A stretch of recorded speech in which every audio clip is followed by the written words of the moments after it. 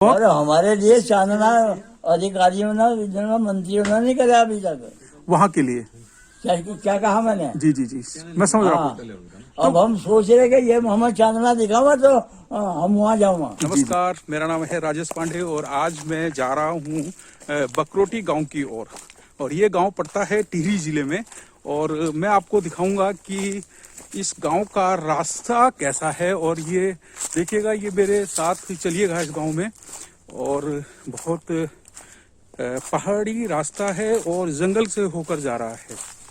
और मैं आपको बताता हूं कि बकरोटी गांव लगभग खाली हो चुका है, ऐसी मुझे जानकारी मिली है। और ये टिहरी जिले में आता है।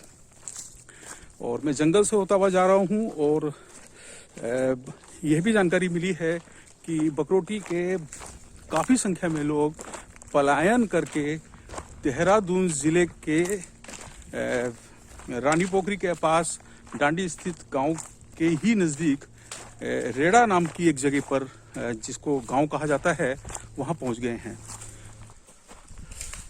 काफ़ी मेहनत के बाद, काफ़ी थकने के बाद मैं पहुंच गया हूं बकरोटी गांव।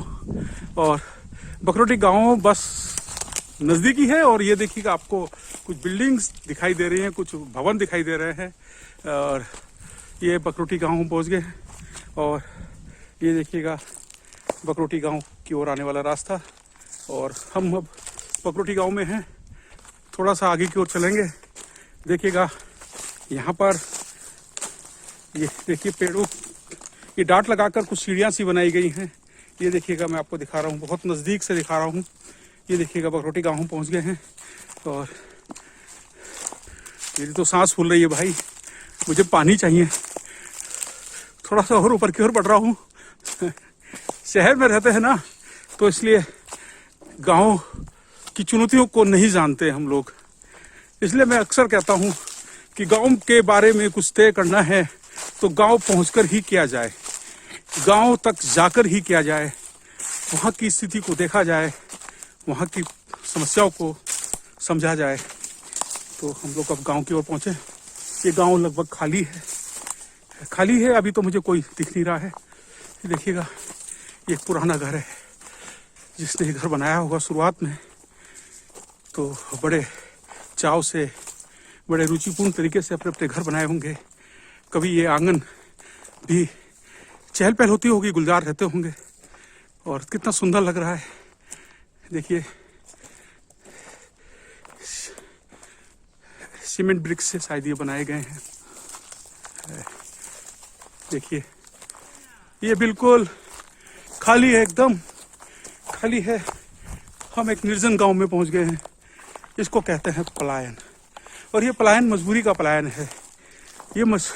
ये पलायन अपनी खुशी से पलायन नहीं है, या कोई बहुत बड़ा अवसर मिल गया हो उसका पलायन नहीं है।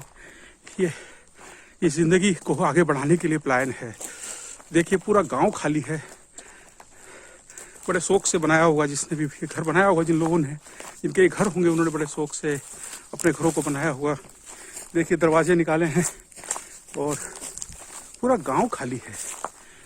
यहाँ कोई नहीं हमें दिख रहा है, देखिएगा। और यहाँ भूमि भी बहुत है। ग्रामीण जी, मैं आपसे जानना चाहूँगा इस गांव के बारे में कोई एक बात जो आपकी जानकारी में हो। इसके बारे में तो सर बहुत सारी बातें हैं। जी सर। यहाँ का इतिहास जो है, जी सर, ऐसा इतिहास है जी सर, जिसको किसी ने लिखा नहीं है। जी।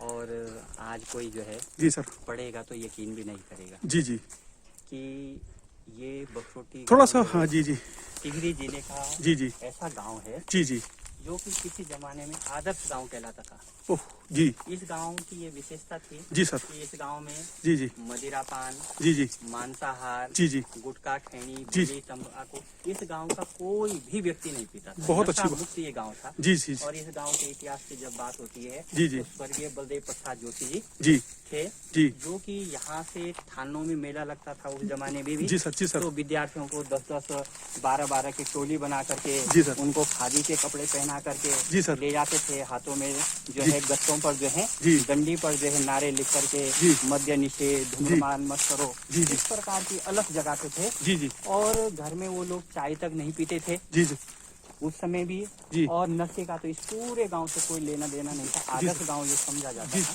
जी एक बार की बात भी आती है कि जी। इस गांव में कोई जिलाधिकारी आए जी। बहुत समय पहले। जी ये जानकारी मुझे स्वर्गीय ओम प्रकाश जोशी जी ने दी थी। जी जी तो उस समय ये गुटखा वगैरह खैनी वगैरह कोई ये जो खाने का था तो डीएम साहब खाते थे। जी। तो उनका रात रहने का यहाँ कार्यक्रम बना। अच्छा सर। तो रात को जब वो गांव में रहे तो सब लोग फिर रात को, उस जमाने बिजली की व्यवस्था नहीं थी, कोई ऐसा नहीं था। जी सर। किसी के चौक में आंगन में सब लोग इकट्ठे हुए, पूरा गांव यहीं पर 15-20 जो परिवार रहते थे जी। एक ही जगह पर थे, ये दूर दूर तो दिखते थे नहीं। जी सर। तो वो गुटखा खाते थे, वो खैनी तम्बाकू जो रहता होगा उस समय। जी सर। और वो बार बार 2-2, 4-4, 5-5 मिनट बाद जो उठ करके बाहर उसको थूकने के लिए जी जा रहे थे डीएम साहब। डीएम साहब। जी जी जी तो अब सब लोग चुपचाप थे, क्योंकि इस जी। गांव में बहुत प्रतिबंध था, जी, जैसे जी। कि कोई सोच भी नहीं सकता था। जी सर। गांव के लोगों को बहुत खराब लग रहा था। जी सर। लेकिन जिले के मालिक साहब आए हुए थे, जी जी कोई क्या कहता। जी सर। तो ऐसे ही सब बच्चे बैठे थे, डीएम साहब फिर बार बार उठ करके जाने लगे। जी तो एक सज्जन थे वृद्ध,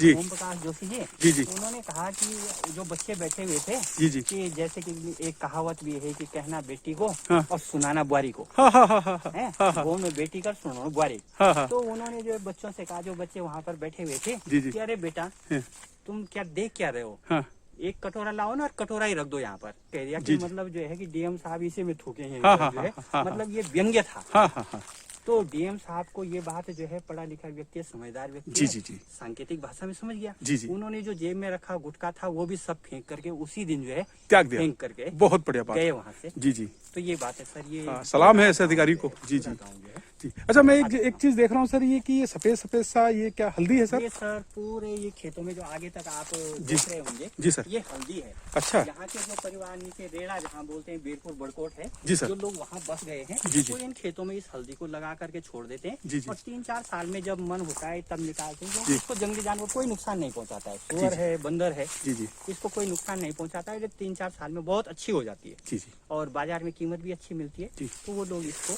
ऐसे रहने अच्छा मैं एक चीज आपसे जानना चाह रहा था सर कि थोड़ा सा आप मुझे बताइएगा कि ये घर को, जैसे ये घर थे, जी। ये लगभग कितना समय हुआ होगा इनको कि ये ऐसा उजाड़ हो गया है? ये जो अंतिम परिवार यहाँ से गया सर, ये 7 साल पहले की बात है। जी 7 साल पहले जो अंतिम परिवार यहाँ पर सुभाष जोशी जी रहते थे, जी जी स्वर्गीय बलदेव प्रसाद जोशी जी के बालक, जी, जी। उन्होंने रानी पोखरी मकान बनाया। जी, जी। और वो अंतिम समय तक इस गांव तक जी, उनकी जी। ये कोशिश थी कि जब तक 1-2 व्यक्ति भी रहे, वो लगे रहे बहुत साल तक, तो वो अकेले रहे यहाँ पर। तो क्या हम इनको नजदीक से जाकर देख सकते हैं इन घरों जी, को? जी, जी, तो अवश्य। थोड़ा सा मुझे बताइएगा, क्योंकि आप तो ग्रामीण अंचल में काफी घूमते रहे हैं और आपने देखा है ये किस शैली का घर है सर? ये क्या इनको कहते थे हम लोग? ये शैली का तो मुझे भी जानकारी नहीं, जी। लेकिन ये मिट्टी के घर है, इनमें पत्थर का प्रयोग नहीं है। अच्छा ये अधिकांश जो घर यहाँ पर आपको मिलेंगे, जी, जी। ये केवल मिट्टी पर खड़े तो किए ये हुए बड़े जिन्होंने बनाया होगा बड़े चाव से बनाया होगा। बड़े चाव से। तो ये और क्या 2 मंजिल है सर? ये 2 मंजिल है, हाँ, हाँ। इसमें लकड़ी का भी जो है प्रयोग हो रखा है। जी जी और ये जो है ऊपर जो एक टीन है, क्योंकि सीमेंट का नहीं है, रेत का नहीं है, छतों का जैसे आजकल जी, है, ईंटों जी, का नहीं है, जी सर। इसीलिए ये मकान जो है भूकंप रोधी मकान है। अच्छा। कहीं पे भूकंप भी आए तो इस पर कोई प्रभाव नहीं पड़ता नहीं है। पड़ेगा।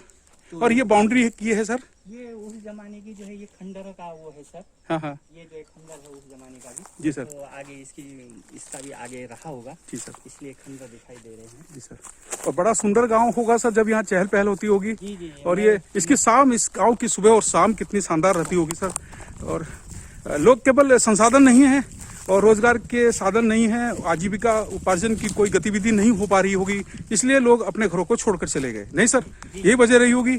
और दूसरा एजुकेशन की हम बात करते हैं तो लगभग सर अगर हम देखें तो यहाँ से स्कूल कितनी दूर होगा? स्कूल सर यहाँ से इंटर कॉलेज के नाम पर या तो रानी पोखरी जी सर। या भोगपुर। कितना किलोमीटर होगा सर? भोगपुर यहाँ से सर लगभग जो है 8 किलोमीटर के लगभग जो है, जी। 8 से 9 किलोमीटर एक तरफ। जी जी तो यानी लगभग जो है 18 से 20 किलोमीटर प्रतिदिन जो है जी, जी। यहाँ से बच्चे इंटर कॉलेज के लिए जाते थे। जी। और जो बच्चे रानी पोखरी पढ़ते थे, जी सर। तो रानी पोखरी भी यहाँ से लगभग जो है 6 से 7 किलोमीटर के लगभग जो है इंटर कॉलेज की तो दूरी। यहाँ पर पानी वगैरह की व्यवस्था पानी कुछ की होती होगी व्यवस्था सर? थी सर, जी पहले सर। यहाँ पर पानी की व्यवस्था थी। इधर सामने आपको ये पानी का टैंक दिखाई दे रहा है। जी सर। तो इसमें पानी की पर्याप्त व्यवस्था थी। यहाँ दूर कहीं स्रोत से लाया गया था, जी सर। जी सर। तो पानी की व्यवस्था थी इस गांव में। तो और केवल बिजली जो है इस गांव में आप देख रहे होंगे, कहीं भी जो है बिजली के पोल इत्यादि जो है। तो अगर हम पलायन की वजह माने तो हम ये समझ सकते हैं कि यहाँ पर एक तो एजुकेशन नहीं नजदीक मिल पा रही होगी बच्चों को, एजुकेशन नहीं, दूसरा रोजगार के लिए- रोजगार की बात, हम स्वास्थ्य की हम बात करते हैं। स्वास्थ्य की यहाँ कोई है ना नहीं सर। जाता। परिवहन की हम बात करते हैं, परिवहन में अगर इसी गांव की ओर, ये कितनी बहुत खूबसूरत गांव है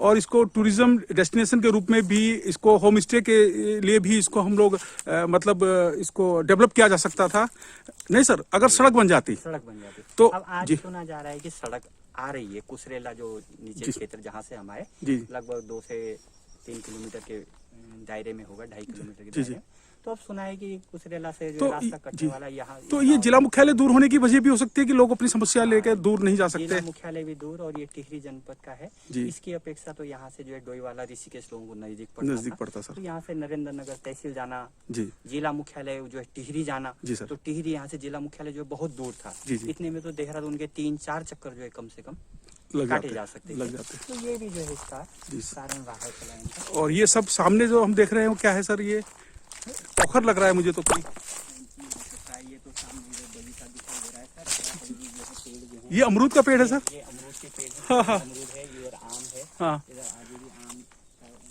अमरूद और आम यहाँ जो है। हाँ। और ये तो सीढ़ियां भी लगाई हैं सर, देखिए घर कितना सुंदर बनाया होगा। ये वाला घर कितना सुंदर लग रहा है। जी जी। सर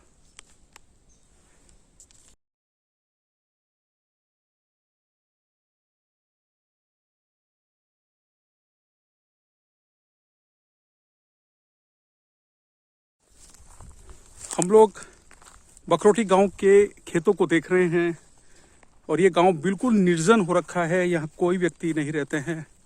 केवल एक जगह हमने देखा था कि वहाँ पर कुछ हल्दी उगा रखी है और ये खेत तो बिल्कुल निर्जन है। आसपास फल के पेड़ तो हमें दिखाई दिए हैं, जैसे अमरूद दिख रहा है, आम के पेड़ दिख रहा है और भी, और ये सब खेत बिल्कुल निर्जन है, दूर दूर तक फैले हैं खेत, निर्जन है और लोग खेती नहीं कर रहे हैं क्योंकि यहाँ कोई रहता ही नहीं है, तो खेती कौन करेगा। उपजाऊ हो सकती थी ये खेती अगर लोग यहाँ रहते हैं। सब कुछ वीरान है एकदम। देखिएगा, आपको ले चल रहा हूँ, मैं आपको दिखा रहा हूँ ये पूरे खेत, ये निर्जन गांव।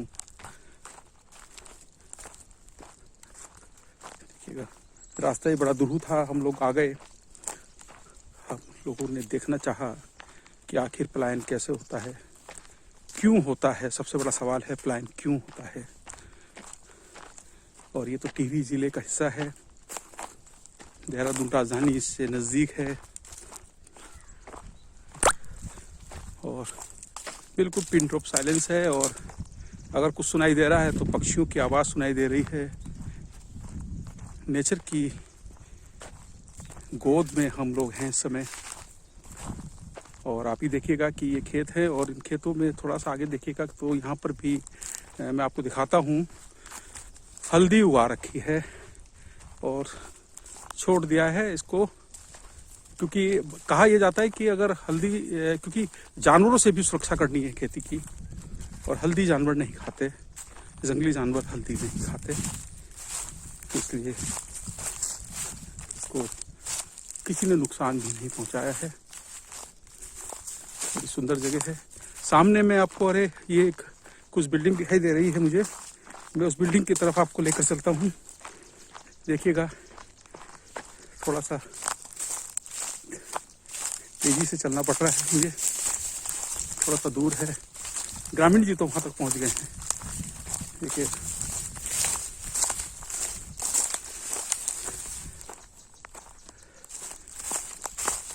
बहुत सुंदर गांव है पर कोई यहाँ रहता नहीं है। चिड़ियों की आवाज आप सुन रहे हैं। ये है, ये स्कूल की बिल्डिंग है सर, प्राइमरी स्कूल। वाह, देखिएगा, हम आपको दिखाते हैं।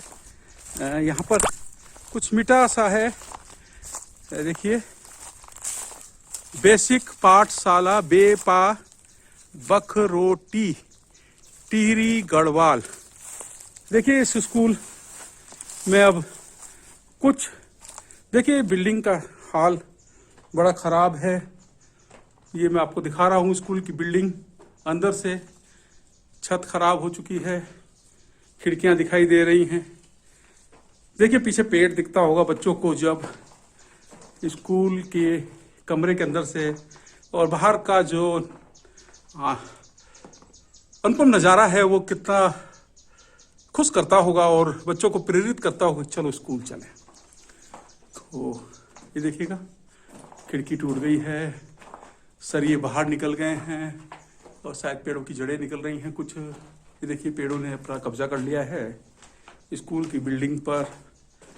ये देखिए प्राइमरी स्कूल है, एक कमरा ये है, एक ये बड़ा सा कमरा है जिसमें मैं हूँ अभी, और इसके बाद एक कमरा ये है। और ये देखिएगा कि ये स्कूल का जो बोर्ड था, प्राथमिक विद्यालय, ग्राम सभा का नाम, विकास खंड, ये सब टूट गया है। अब सूचना पट रह गया है, ना सूचना लिखने वाले हैं, ना सूचना देने वाले हैं यहाँ, और ना ही सूचना की जरूरत जिनको है वो लोग यहाँ पर हैं। दरवाजे धराशायी होकर नीचे गिर गए हैं। और ये देखिए कितना सुंदर नक्शा बनाया होगा बच्चों ने, ये देखिए कितना खूबसूरत नक्शा है। और ये देखिए स्कूल कोडारना और अलिया देखिए अलिया, ये देखिए वृक्ष लगे हैं, देखिए कितना सुंदर नज़ारा है, रास्ते हैं।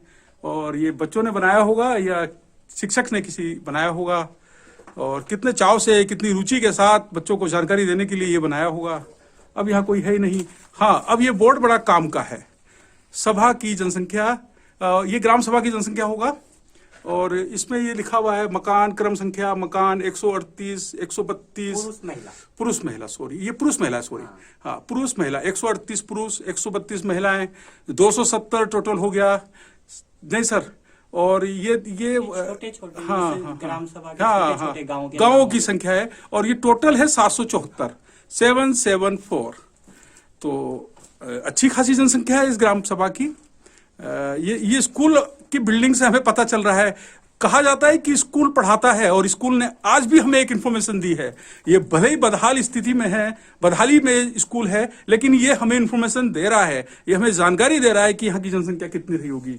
इसे कहते हैं स्कूल। और ये जब स्कूल संचालित होता होगा तो कितनी जानकारियां बच्चों को मिलती होगी। नेचर की गोद में रहकर बच्चे कुछ सीखते होंगे। और ये देखिए इन्होंने कुल धन की बात भी की है, प्राप्त धन की बात की है, और ये देखिएगा ये धन की बात की जानकारी भी हमें दे रहे हैं। और ये देखिएगा, और DPEP द्वारा TLM से प्राप्त व्यय धन, ये देखिएगा ये 2008-9 का खाना नहीं भर पाए, 2007-8 का खाना नहीं भर पाए, 2006-7 का खाना नहीं भर पाए, 2003-4 तक ही ये खाने भर पाए। तो इससे हम अंदाजा लगा सकते हैं कि 2003 और 4 के बाद से ये स्कूल बंद हो गया, नहीं तो ये खाने भी भरे जाते। ये देखिए स्कूल अपने बारे में पूरी जानकारी दे रहा है, और बता रही हैं इसकी दीवारें भी।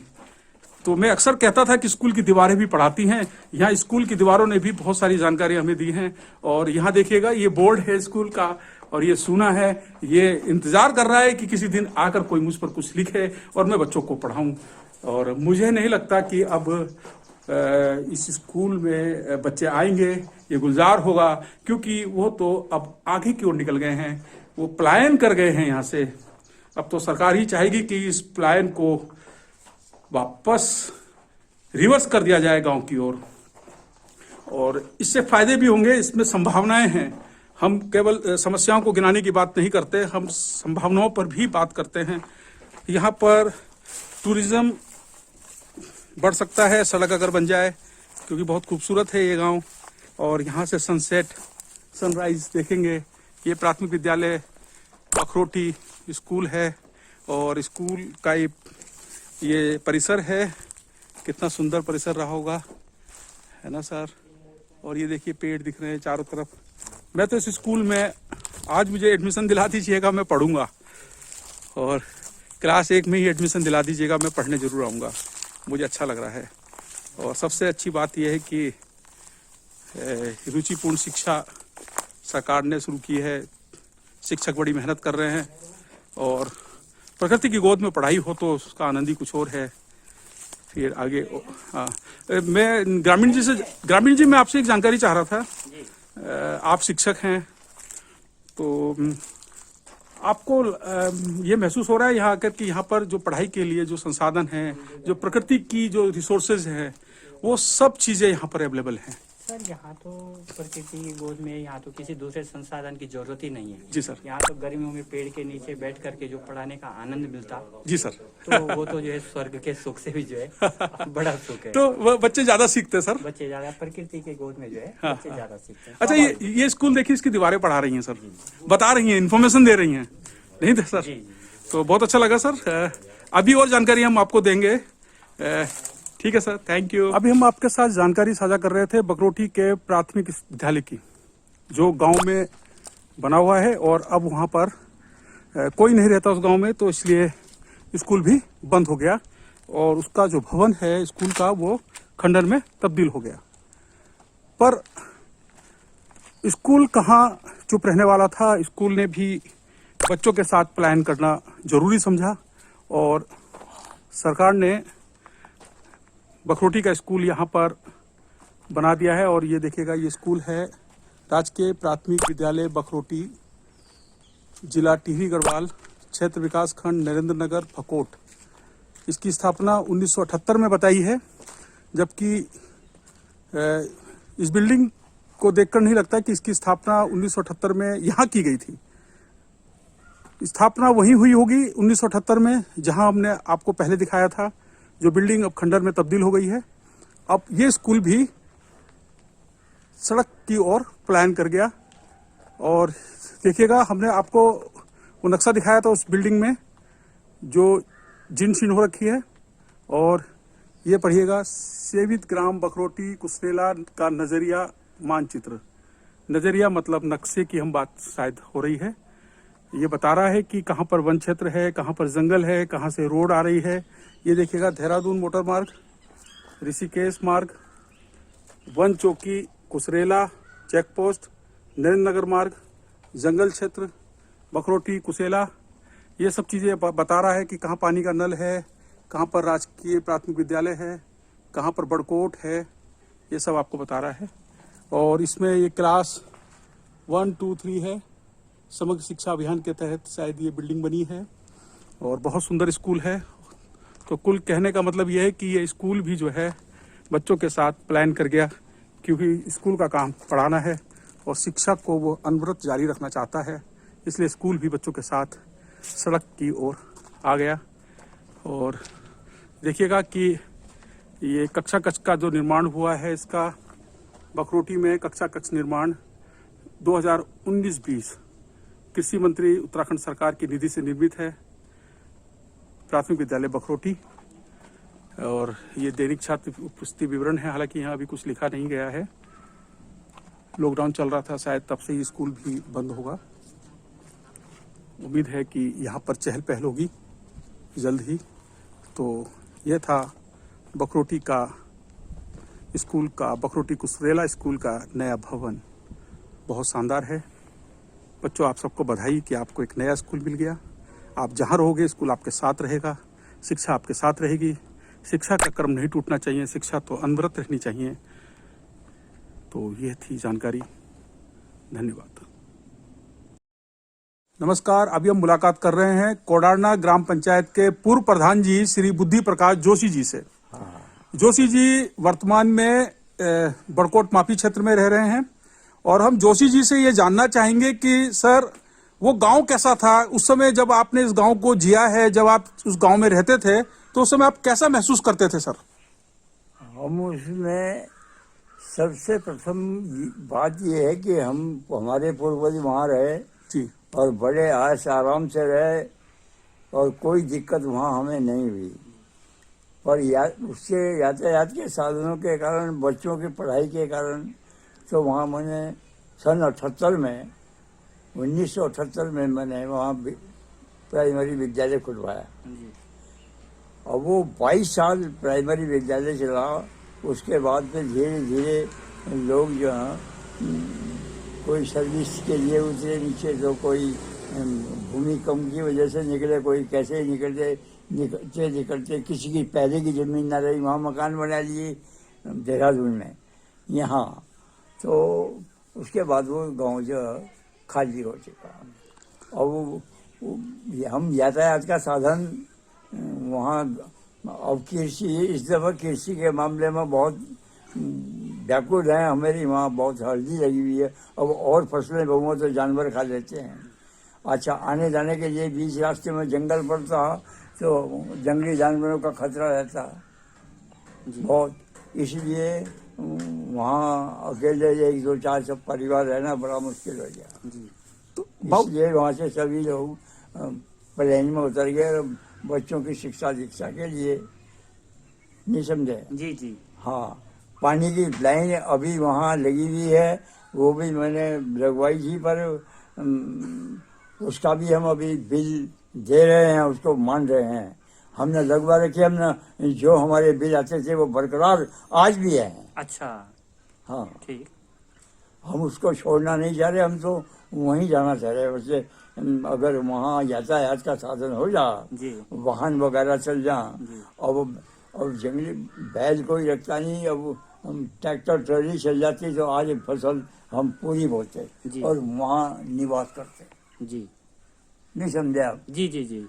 अब पर वो मैं साधनों के सड़क की कमी की वजह से वो गांव जो है छूट गया है। मतलब अगर सड़क चल जाए, अगर सड़क चल जाएगी तो सारे किसके लोग सारे जाने के लिए तैयार हैं। वो तो जगह ऐसी स्वतंत्र जगह। जी हाँ, हमने कृषि के मामले में क्या, सभी चीज के मामले में, और पहले सभी चीज की फसलें होती थी। आज उस जमीन में 3 फसल होती थी उस जमीन में, और आज वो जो हाल मेरे की वो वहाँ वैसे फसला बो नहीं सकते, क्योंकि जंगली जानवर का खतरा, आदमी के आने जाने का खतरा हो रहा है। पहले जंगली जानवर आदमियों को प्रहार नहीं कराते, आज ऐसा है कि जंगली जानवर प्रहार कर देते हैं। जी, नहीं समझे आप? जी जी। इसलिए वो छोड़ना पड़ेगा। अच्छा, आप तो जैसे वहाँ रहे इतनी दूर गांव में ना, हाँ। आपके सारे बच्चे आज सफल हैं, कोई जो है नौकरी कर रहे हैं, चाकरी कर रहे हैं, अपने पैरों पे सब खड़े हैं आज जो है ना, हाँ। बहुत अच्छे। तो आपको बहुत संघर्ष करना पड़ा होगा वहाँ। तो संघर्ष के बगैर संघर्ष के तो कुछ नहीं होता भाई जी। आना जाना, तुम आज एक आदमी जाओगा तो वो यूँ कहोगा कि भाई थक लग जाएगी बुरी याद है, और उन्होंने तो इतना काम करना जी। अच्छा, उसने से खेती में भी काम करना, पशु पालेगा जब भी कार्य होगा जी, नहीं समझे? हाँ जी। अब फसलें कैसे बहुआ? अच्छा, अब हल्दी वगैरह हमने बो रखी, अब उसको दूसरे तीसरे साल उखाड़ देते हैं, उससे जरा जानवर नहीं खाते। अच्छा, क्या करा बाबू जी, वहाँ से कब आए आप लोग यहाँ पर? वहाँ से कब आए? किस सन में आए? वो कुछ लोग पहले सर्विस के दौरान आएंगे, कुछ जो सर्विस नहीं कर थे वो वहीं रहा करते थे। तो किसी ने जमीन खरीद रखी थी, किसी ने जब वहाँ से हट गए चले गए 1, 2, 4 परिवार, तो सभी को ये हो गया कि भाई हम ही क्या करेंगे यहाँ रहकर। अच्छा बाबू जी, आप बचपन से वहाँ रह रहे थे? हाँ जी, मेरा तो जन्म ही नहीं का। तो वहाँ बचपन की कुछ चीजें बताइएगा कि कैसे आप स्कूल आते थे वहाँ से, और किस तरह से आपका बचपन वहाँ बीता? आज 80-82 साल की उम्र होने में आज वहाँ जाने के लिए तैयार हूँ, आज भी, और जाता हूँ। मैं अभी गया जी, तो वहाँ मैं आपको बताऊँ, क्या बताऊँ, मैं बहुत डरा था। अभी मैंने थोड़ा सा मुख्यमंत्री को प्रार्थना पत्र लिखा था कि इसमें सड़क बनवा दी जाए, हम अपना ट्रैक्टर ट्रॉली जा सकें, ताकि हम अपनी जमीन को कर सकें, तो इसका उत्पादन बढ़ा सकें। सुना है कि अब सड़क जा रही है कुसरेला से होकर के तो अभी जंगलात की स्वीकृति मिलेगी तब जाके जाओगी। अगर जंगलात ने स्वीकृति नहीं दी जी, तो फिर सड़क कैसे जाओगी? अच्छा बाबू जी, आप स्कूल जब आते थे, जब बचपन में आप स्कूल आते थे, स्कूल तो कहाँ आते थे? बड़कोट। अच्छा, तो कितना किलोमीटर था बाबू जी? कितना किलोमीटर था? यहाँ कोई भी आदमी जी 4 किलोमीटर जी जी जी। तो वो पूरे गांव में कोई नशा नहीं करता था? नहीं, कोई नहीं करता था। तो और ना कोई बाहर का कोई जा सका था। अच्छा, उसको तो उसमें लोगों को जागरूक करने के लिए आप क्या करते थे? जागरूक करने के लिए क्या करते थे बाबू जी? मैं आपको बता दूं, मैंने तो एक दफा वीडियो को भी अंदर रखा है। अच्छा, मंदिर बनाकर रखा वीडियो को। अच्छा, इसलिए डीएम साहब ने पूछा मुझे कि आपको अधिकार क्या था? मैंने कहा आपको जिले का अधिकार है, मुझे गौ सभा का मैं अधिकार नहीं आने देने का गाँव के अंदर। हाँ, ऐसा। तो उन्होंने फिर मुझे 250 रुपये का इनाम दिया। अच्छा, डीएम साहब ने? हाँ। अच्छा, बहुत बढ़िया। इनाम से फिर वो 2 दरी और एक गैस, उस पर गैस लाइट तो थी नहीं। जी जी। बिजली वहाँ नहीं है जी। वो लेकर आया। जी जी। और लेकर के मैंने डीएम साहब को चिट्ठी लिखी जी कि सेवा में श्रीमान, आपने जो मुझे 250 रुपये का पावती चेक प्रदान किया है, जी जी। उसका मैं जनहित के लिए जी जी। 2 दरी जी। और एक गैस खरीद चुका हूँ। जी जी। जिसकी रसीद जी जी। प्रार्थना पत्र के साथ जी जी। टर्नर कर आपकी सेवा में भेजा। ये बहुत बढ़िया किया आपने। तो बाबूजी, अब आप जैसे आप कह रहे हैं कि अगर हमें सुविधाएं मिले, अगर यातायात अगर हमें वहाँ सुविधा मिले, जी जी, तो एक दफा वो लाइट की तरह चमका देंगे गांव को रहने के। अच्छा बाबूजी, एक चीज बताओ, वहाँ पर टूरिज्म कैसा हो सकता है? कि जैसे मैं वहाँ देख रहा था कि नरेंद्र नगर की पहाड़ियां वहाँ से दिख रही थी। नरेंद्र नगर दिख रहा था और बहुत सुंदर दिख रहा था दिन में भी। तो रात को कैसा दिखता था बाबूजी, थोड़ा सा? अब रात को तो हम तारों के छानने में या आकाश के छानने में कभी चांदना देखा थे क्या? तो अपने जीवादौती के चांदना देखा थे। हाँ हाँ हाँ, नहीं समझे आप? जी बाबूजी। हाँ, तो बहुत हमारे लिए चांदना अधिकारियों ने, मंत्रियों ने नहीं करा अभी तक वहाँ के लिए। क्या कहा मैंने? जी जी जी, मैं समझ रहा हूँ। अब हम सोच रहे कि ये हमें चांदना दिखावा तो हम वहाँ जाऊंगा। जी जी जी, ये तो बहुत अच्छी बात है बाबूजी।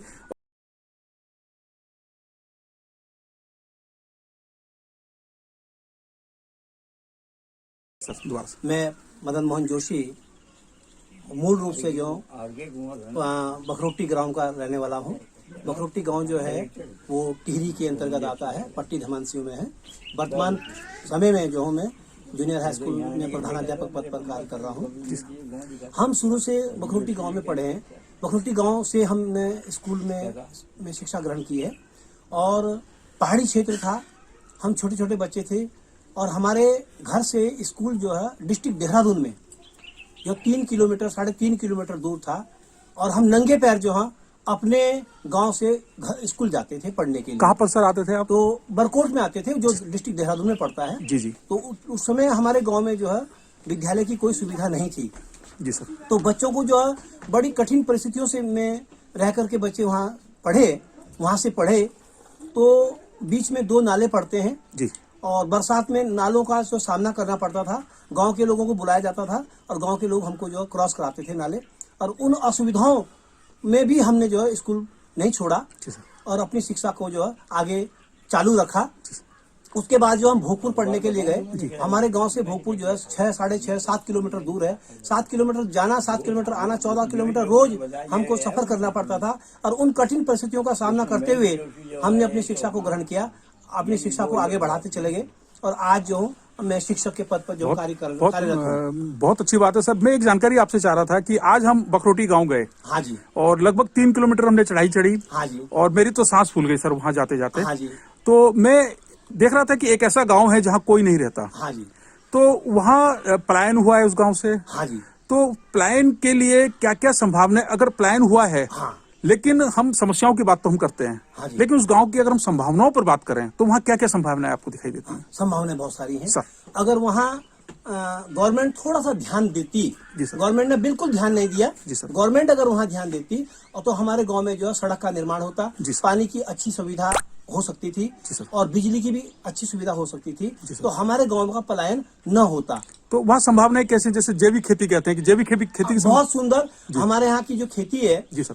कि और ये पानी वाली जमीन है। इस पानी वाली जमीन में अगर 2 कुंटल का बीघा गेहूं का होगा तो हमारे यहाँ 4 कुंटल का बीघा जो गेहूं का उतर सकता है। क्योंकि हॉर्टिकल्चर डिपार्टमेंट से जो हमारे गांव को जो है बीज मिला था और हमने उस बीज को जो अपनी जमीन में बखरोटी में बोया था। तो और उसमें एक रिकॉर्ड उसने जो है पैदावार दी है, रिकॉर्ड पैदावार दी है, जिसको हमने नुमाइश में भी रखा था।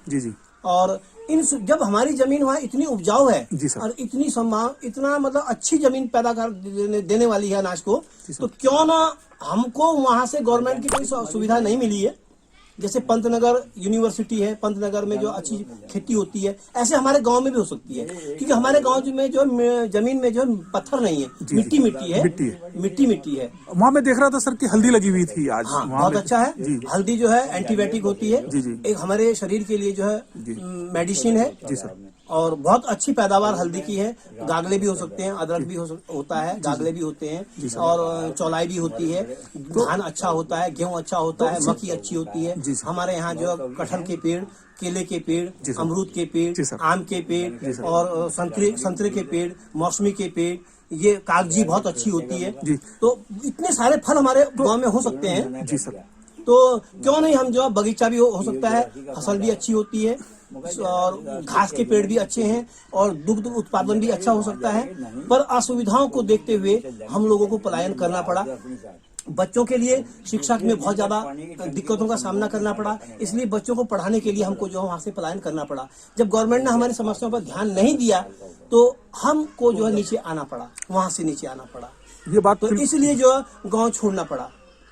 तो मैं समझता हूँ कि अगर गवर्नमेंट थोड़ा हमारे ऊपर ध्यान दे देती, लेकिन तो आज ये स्थिति न होती, ये स्थिति नहीं होती। हाँ। और सर एक चीज और मैं जानकारी चाह रहा था कि क्या वहाँ पर जो खेती है वो सिंचाई की व्यवस्था है वहाँ, या रेनफीड? नहीं, ये जो है उखड़ी भूमि है, सिंचाई की सुविधा नहीं है। पानी के लिए भी, पानी पीने के लिए भी हमको जो है 2 किलोमीटर 1.5 किलोमीटर दूर से जो है घड़ों के सिर पर घड़ों से पानी लाना पड़ता था, तब हम अपने पशुओं को पानी तो वो स्रोत से।